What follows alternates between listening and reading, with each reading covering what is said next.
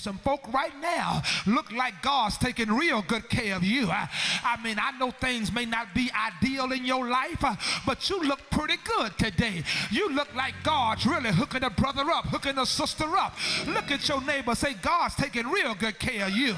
Yes, he is, people of God, because you got to understand what the prophet is saying is, even though you might find yourself in a tight spot, always know that God will still provide for you. And oftentimes I find myself frustrated with the inconsistencies of people around me, because sometimes people can be so wishy-washy. One day they'll speak to you, the next day they won't. One day they up, the next day they down. And you're not careful, you'll become disoriented by that kind of stuff. Some people, you're like, what did I do to you? I ain't even do nothing to you. You ain't speaking today. What's wrong? Yesterday you all in my face cheesing.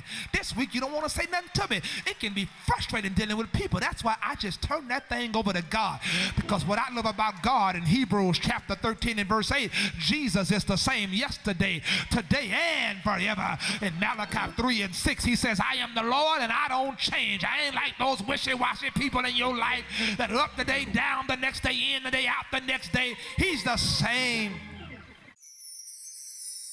It seems like God's mercy is used up by my own issues.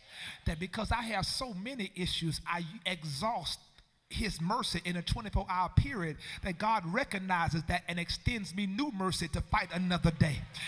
That yesterday's mercy don't work today. I wish I could preach that like I feel it. Because when you wake up on Monday morning, some of you are going to have brand new devils. On Tuesday, brand new haters. On Wednesday, brand new challenges. Am I talking to anybody on Thursday? Brand new issues. Am I talking to anybody? Every day is something new. If it ain't one thing, it's another.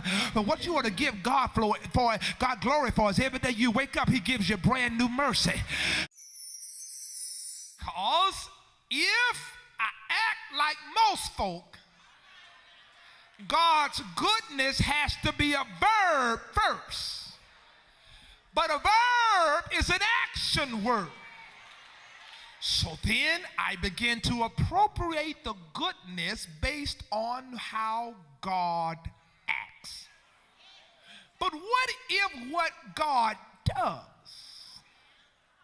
does not line up with what I think is good? Yeah.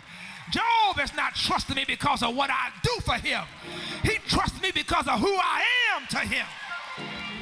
If you could ever get to a point in your life where you don't appropriate the goodness of God based on what God does, but on who God is, that even when God doesn't do what you want God to do, you can still say you're still good, because all things work together for good to those who love God and are called according to his purpose.